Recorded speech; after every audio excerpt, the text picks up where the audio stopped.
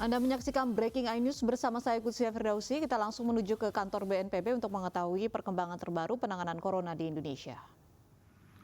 Assalamualaikum warahmatullahi wabarakatuh. Selamat sore dan salam sejahtera untuk kita semuanya. Sore ini kembali gugus tugas menerima kunjungan dari salah seorang menteri, yaitu Bapak Menteri Pariwisata, Bapak Wisutama. Kehadiran beliau di sini adalah dalam rangka memberikan dukungan penuh kepada tenaga kesehatan, khususnya para pejuang kemanusiaan, yaitu para dokter, para perawat, para pekerja rumah sakit, termasuk juga pengemudi ambulans dan juga pengemudi kereta merta atau kereta jenazah.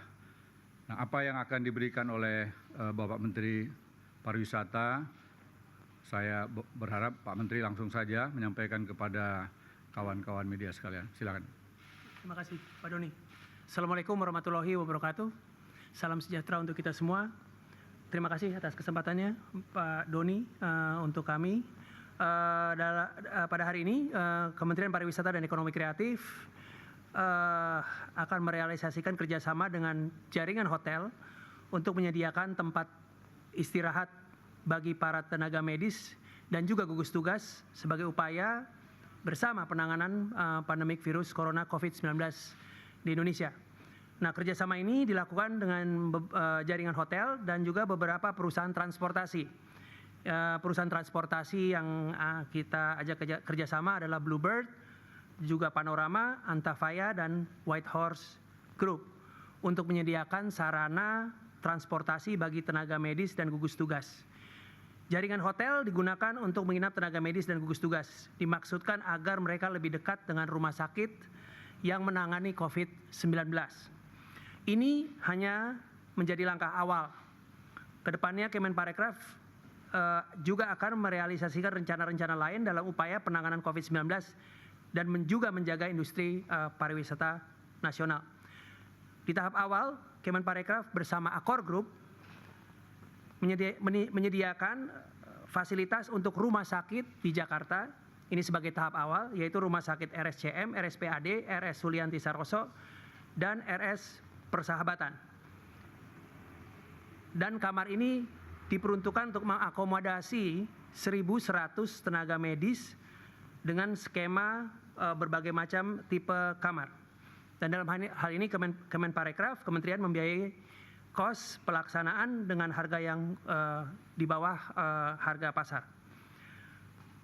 Dalam kerjasama ini, hotel yang dipilih harus dapat mengikuti standar operational prosedur atau SOP yang berkaitan dengan pelayanan tamu, sebagaimana yang ditetapkan oleh Kementerian Kesehatan dalam rangka penanganan COVID-19.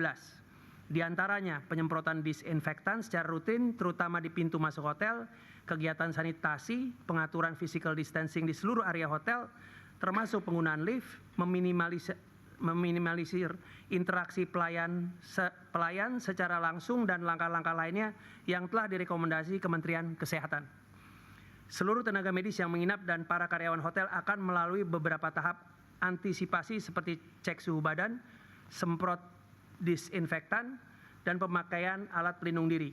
Pihak hotel juga harus melaksanakan SOP khusus dalam menjalankan tugas sehari-hari, baik di departemen yang bertemu langsung atau yang tidak langsung, termasuk penyediaan makanan, housekeeping, laundry, dan lain sebagainya.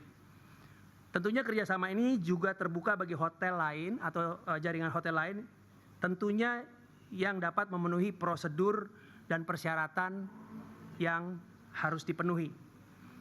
Di antara hotel berada di sekitar rumah sakit rujukan serta pihak hotel tidak melakukan pemutusan hubungan kerja terhadap karyawan terkait situasi pandemi COVID-19 masih berlangsung.